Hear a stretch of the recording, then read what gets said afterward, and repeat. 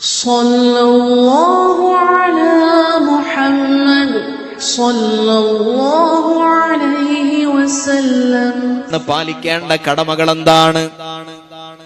നബി സല്ലല്ലാഹു അലൈഹി വസല്ലമ തങ്ങൾ ഓരോന്നോരോന്നായി വിശദീകരിച്ചു നൽകാതെ ഒരൊറ്റ വാക്കിലാണ് നബി സല്ലല്ലാഹു അലൈഹി വസല്ലമ തങ്ങളുടെ മറുപടി, ഹുമാ ജന്നതുക വന്നാർ. നീ ഉമ്മാക്ക് ഇത് ചെയ്തു കൊടുക്കണം, അത് ചെയ്തു കൊടുക്കണം, മറ്റത് ചെയ്യരുത്, അങ്ങനെ ചെയ്യരുത്, വിശദമായ മറുപടിയല്ല.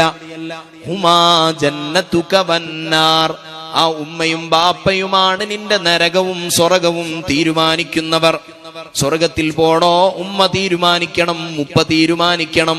നരകത്തിൽ പോണോ ഉമ്മ തീരുമാനിക്കണം, ഉപ്പ തീരുമാനിക്കണം. നീ എത്ര ദീനിൽ എത്ര പ്രാധാന്യമുള്ള ജിഹാദ് പോലും ചെയ്താലും, ജിഹാദ് പോലെയുള്ള ഏറ്റവും പുണ്യകരമായ കർമ്മങ്ങൾ ചെയ്താലും ഉമ്മാന്റെയും ഉപ്പാന്റെയും അനിഷ്ടം സമ്പാദിച്ചുകൊണ്ട് സ്വർഗത്തിൽ കടക്കാൻ കഴിയില്ലെന്ന് നബി സല്ലല്ലാഹു അലൈഹി വസല്ലമ തങ്ങൾ ആഗതനോട് പറഞ്ഞു കൊടുക്കുകയാണ്. യമനിൽ നിന്ന് നബി സല്ലല്ലാഹു അലൈഹി വസല്ലമ തങ്ങളുടെ സമീപത്തെത്തുന്ന ചെറുപ്പക്കാരൻ ഇസ്ലാമിന്റെ പ്രാഥമിക കാലഘട്ടമാണ്. ജിഹാദിന് ആളുകൾ ആവശ്യമുള്ള കാലമാണ്.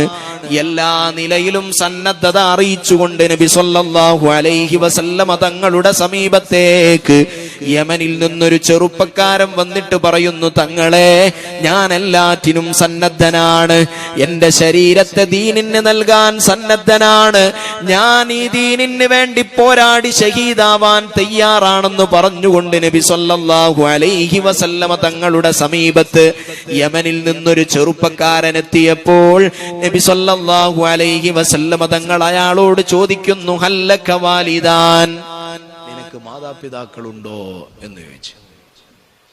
അപ്പൊ അയാൾ പറഞ്ഞു, അതെ, ഉപ്പ മരണപ്പെട്ടു, ഉമ്മയുണ്ട് എന്ന് പറഞ്ഞു. നീ സമ്മതം ചോദിച്ചിട്ടുണ്ടോ ഉമ്മാനോട്? ഇല്ല എന്ന് പറഞ്ഞു. ഇല്ല, ഞാൻ സമ്മതം ചോദിച്ചിട്ടില്ല. പോയിട്ട് ആ ഉമ്മാനോട് സമ്മതം വാങ്ങിയിട്ട് തിരിച്ചു വാ. അപ്പൊ ഇയാള് പറഞ്ഞു, തങ്ങളെ, ഞാൻ യുദ്ധത്തിന് വന്നതല്ല, അഥവാ ഉമ്മ സമ്മതം തന്നിട്ടില്ലെങ്കിലോ? ജിഹാദ് നടക്കൂലല്ലോ, ഏറെ പുണ്യകരമായ ഒരു കാര്യത്തിന് വന്നതല്ലേ, ഞാൻ സമ്മതം തന്നിട്ടില്ലെങ്കിലോ? സമ്മതം തന്നിട്ടില്ലെങ്കിൽ നീ ഉമ്മാനെ ഖിദ്മത്തെടുത്ത് അവിടെ തന്നെ കഴിയലാണ് ഏറ്റവും പുണ്യകരമായ കാര്യം. ജിഹാദിനേക്കാൾ ഏറ്റവും വലിയ പുണ്യമുള്ളതാണ്. ഉവൈസുൽ ഖർനി റളിയല്ലാഹു അൻഹു നബി സല്ലല്ലാഹു അലൈഹി വസല്ലമ തങ്ങളുടെ കാലത്ത് ജീവിച്ച മഹാനാണ്. അക്കാലത്ത് ജീവിച്ചിട്ട് സ്വഹാബികളിൽ പെടാതിരിക്കുക എന്ന് പറയുന്നത് ചെറിയൊരു കാര്യമല്ല. സ്വഹാബി ആവണമെങ്കിൽ നബി സല്ലല്ലാഹു അലൈഹി വസല്ലമ തങ്ങളുടെ സാന്നിധ്യത്തിൽ വന്ന് തങ്ങളെ നേരിട്ട് കണ്ടു ഒരല്പസമയം തങ്ങളുടെ സാന്നിധ്യത്തിൽ ഈമാനോടുകൂടെ നിൽക്കണം. ആ സന്ദർഭം കിട്ടിയിട്ട് യമനിലെ ഖർനിൽ നിന്ന് ഉവൈസുൽ ഖർനി റളിയല്ലാഹു അൻഹു ഇങ്ങോട്ട് വരാതിരിക്കാനുള്ള കാരണം, വാർദ്ധക്യമുള്ള ഉമ്മയെ പരിചരിച്ചുകൊണ്ട് തങ്ങളോടുള്ള മഹബത്ത്, വല്ലാത്ത മഹബത്തുണ്ടായിട്ടും തങ്ങളെ കാണാൻ മദീനയിലേക്ക് വന്നില്ല. ഉമ്മ വഫാത്താകുന്നത് വരെ കാത്തുന്നു. വഫാത്തായപ്പോ തിരിച്ചു വന്നു നബി സല്ലല്ലാഹു അലൈഹി വസല്ലം തങ്ങളെ കാണണം എന്ന് അവിടെ ഉള്ളവരോടൊക്കെ ഇങ്ങനെ പറയുമ്പോ ആരും മറുപടി കൊടുക്കുന്നില്ല. എല്ലാരും മിണ്ടാതെ മൗനമാണ്. ബഹുമാനപ്പെട്ടവർക്ക് ദേഷ്യം പിടിച്ചു. ഇതെന്താ ആരും എന്നോടൊന്നും മറുപടി പറയാത്ത? എന്നെന്താ എല്ലാരും കളിയാക്കുന്നത്? എനിക്ക് മുത്തുനബിയെ കാണണം, ഒന്ന് കാണിച്ചു തരി. ഞാൻ ഇത്രയും കാലം എന്റെ ഹൃദയത്തിന്റെ അഭിലാഷം അടക്കി പിടിച്ചത് എന്റെ ഉമ്മാനെ പരിചരിക്കാനാണ്. കാരണം മുത്തുനബി സല്ലല്ലാഹു അലൈഹി വസല്ലം തങ്ങൾ പഠിപ്പിച്ചതാണല്ലോ. ആ ഉവൈസുൽ ഖർനിയെ പറ്റി ഉമർ ബിൻ ഖത്താബ് തങ്ങളോട് പറഞ്ഞില്ല ഒരിക്കൽ, ഉവൈസ് എന്ന് പറയുന്ന യമനുകാരനായ കർണുകാരൻ നിങ്ങൾ കാണുമ്പോൾ ദുആ ചെയ്യിപ്പിക്കണം എന്ന് നബി സല്ലല്ലാഹു അലൈഹി വസല്ലം തങ്ങൾ പറഞ്ഞു. കാരണം അയാൾ സ്വഹാബിയല്ല, സ്വഹാബിയായ ഉമർ ബിൻ ഖത്താബ് തങ്ങളോടാ പറയുന്നത്. അങ്ങനെ അവസാനം നബി സല്ലല്ലാഹു അലൈഹി വസല്ലം തങ്ങൾ വഫാത്തായ വാർത്ത അറിഞ്ഞുകൊണ്ട് തങ്ങളെ റൗള ഷരീഫ് അലി ഇബ്നു അബി ത്വാലിബ് തങ്ങൾ കാണിച്ചു കൊടുക്കുമ്പോൾ ബോധം കെട്ട് വീഴുന്ന വല്ലാത്തൊരവസ്ഥയെ പറ്റി ചരിത്രങ്ങളിൽ രേഖപ്പെട്ട് കിടക്കുന്നുണ്ട്. അങ്ങനെ ചെയ്യണം എന്നാണ്. അതാണ് ഇസ്ലാമിലെ ഏറ്റവും പുണ്യകരമായ. എന്നാൽ ഉമ്മാരും ബാപ്പാരും അതിനനുസരിച്ച് പെരുമാറണം. ശരീഅത്തിന് വിരുദ്ധമായ ഒരു കാര്യം ഉമ്മയും ബാപ്പയും പറഞ്ഞാൽ അനുസരിക്കേണ്ടതില്ല. ശരീഅത്തിന് വിരുദ്ധം എന്ന് പറഞ്ഞാൽ കള്ളുടിക്കാൻ പറഞ്ഞു, അല്ലെങ്കിൽ നിസ്കരിക്കൊന്നും വേണ്ട, നീ അവിടെ പോയിക്കോന്ന് പറഞ്ഞു. ശരീഅത്തിന് വിരുദ്ധമായ കാര്യങ്ങൾ ഉമ്മയും ഉപ്പയും കൽപ്പിക്കാനും പാടില്ല. ഇനി ഉമ്മാന്റെയും ഉപ്പാന്റെയും അടുത്ത് തെറ്റുകൾ ഉണ്ടെങ്കിലും അതിന് സമീപിക്കേണ്ട രൂപവും നല്ല അതബോടുകൂടെയും അച്ചടക്കത്തോടുകൂടെയും ആകണം. ഉമ്മാനെയും ബാപ്പാനെയും മറ്റുള്ളവരോട് ശാസിച്ചുകൊണ്ട് പറഞ്ഞ് തിരുത്തിക്കുന്ന പോലെ ആകരുത്. അവരോട് അതബും പെരുമാറ്റവും ഉണ്ട്. എല്ലാറ്റിനോടും അതബും പെരുമാറ്റവും ഉണ്ട്. ഇമാം ഗസാലി റളിയല്ലാഹു അൻഹു അവിടുത്തെ ബിദായത്തുൽ ഹിദായയിൽ മാതാപിതാക്കളോട് ഒന്നിച്ചുള്ള അതബുകളിൽ പറയുന്നത് കാണാം, അവരെ മൂർച്ചയുള്ള കണ്ണുകളോടുകൂടെ നോക്കാൻ പോലും പാടില്ല എന്നാണ്. അവരെ മുന്നിൽ നടക്കരുത്, അവരെ കാണുമ്പോൾ എഴുന്നേറ്റ് നിൽക്കണം, അവരെ പേരുകൊണ്ട് അഭിസംബോധന ചെയ്യാൻ പാടില്ല, അവരോട് ഉച്ചത്തിൽ സംസാരിക്കാൻ പാടില്ല, അവരെ തുറിച്ചു നോക്കാൻ പാടില്ല, അവർക്ക് നൽകിയ ഔദാര്യങ്ങളെ എടുത്തു പറയാൻ പാടില്ല. ഇമാം ഗസാലി റളിയല്ലാഹു അൻഹു മാതാപിതാക്കളുടെ അതബുകൾ പറയുന്നിടത്ത് പറഞ്ഞതാ. അല്ല ഉമ്മ, അങ്ങക്കല്ല ഞാൻ കഴിഞ്ഞ മാസം 1000 റുപ്യ തന്നത്, ഇനിയിപ്പോ ഈ മാസം 2000 റുപ്യ വേണോ? അവർക്ക് കൊടുത്ത ഔദാര്യങ്ങൾ അങ്ങനെ എടുത്തെടുത്ത് പറയാൻ പാടില്ലെന്ന് ഇമാം ഗസാലി റളിയല്ലാഹു അൻഹു പറയാം. മാതാപിതാക്കളോടുള്ള അതബാണ്.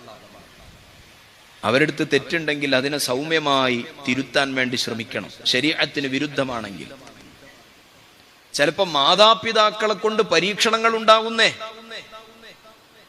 മാതാപിതാക്കൾ ഒരുപക്ഷെ നമ്മുടെ ഈമാൻ പരീക്ഷിക്കാൻ വേണ്ടി വളരെ ദുർവൃത്തരായ മാതാപിതാക്കൾ ഉണ്ടാകും. ശരീഅത്തിന് തീർത്തും വിരുദ്ധമായി മക്കളെ പ്രയാസപ്പെടുത്തുന്ന മാതാപിതാക്കൾ ഉണ്ടെങ്കിൽ എന്റെ ഉമ്മയും ബാപ്പയും ശരിയില്ല എന്ന് പറഞ്ഞിട്ട് അവരെ അവഗണിച്ചുകൊണ്ട് നമ്മൾ അവരെ ധിക്കരിച്ചുകൊണ്ട് നടക്കല്ല.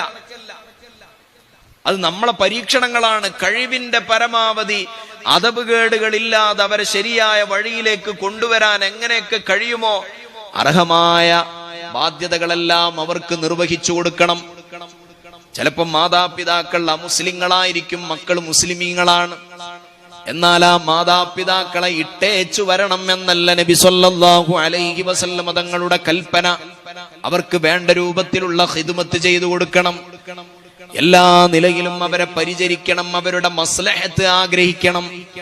അപ്പൊ ഞാനും എന്റെ കുടുംബവും എന്ന കൺസെപ്റ്റിൽ നിന്ന് മാറി നമ്മുടെ കുടുംബത്തിന്റെ അടിസ്ഥാനവും വിജയവും മാതാപിതാക്കളുടെ പൊരുത്തത്തിലാണ്. അവരുടെ നമ്മുടെ കുടുംബത്തിന്റെ ഭാഗമാണെന്ന തോന്നൽ വേണം.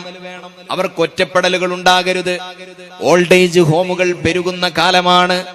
യൂറോപ്യൻസിന്റെ ഇടയിലായിരുന്നു പണ്ടൊക്കെ ഓൾഡ് ഏജ് ഹോമുകൾ ഉണ്ടായിരുന്നതെങ്കിൽ നമ്മുടെ മലപ്പുറം ജില്ലയിലെ തവലൂരിൽ പോലും ഓൾഡ് ഏജ് ഹോമാണ്, വൃദ്ധസദനങ്ങളാണ്. പ്രായമാകുമ്പോൾ ഉമ്മയും ഉപ്പയും നമുക്ക് ഭാരമാകുന്നു. അവരെ നമ്മൾ പറഞ്ഞേക്കുന്നു വൃദ്ധസദനത്തിലേക്ക്. അവരെ പരിചരിക്കാൻ നമുക്കാകുന്നില്ല. അവരുടെ വാർദ്ധക്യ സഹജമായ സ്വഭാവത്തെ സഹിക്കാനോ സമീപിക്കാനോ നമുക്ക് കഴിയുന്നില്ല. വൃദ്ധസദനങ്ങളിലേക്ക് പറഞ്ഞയച്ച് നമ്മളിങ്ങനെ വലിയ ശുചായികളായി നടക്കുകയാണ്. നല്ല സാമൂഹിക സേവനങ്ങളാണ്, സാമൂഹ്യ പ്രവർത്തനങ്ങളാണ്. നാട്ടിലും മഹല്ലിലും ഏറെ ഉദാത്തമായ സ്ഥാനമുള്ളവരാണ്. മാതാപിതാക്കളോട് അർഹിച്ച പരിഗണന ഉണ്ടാവില്ല, കാര്യമില്ല. ഹുമാ ജന്നത്തുക വന്നാർ, അവരാണ് അൽ ജന്നത്തു തഹ്ത അഖ്ദാമി ഉമ്മഹാ.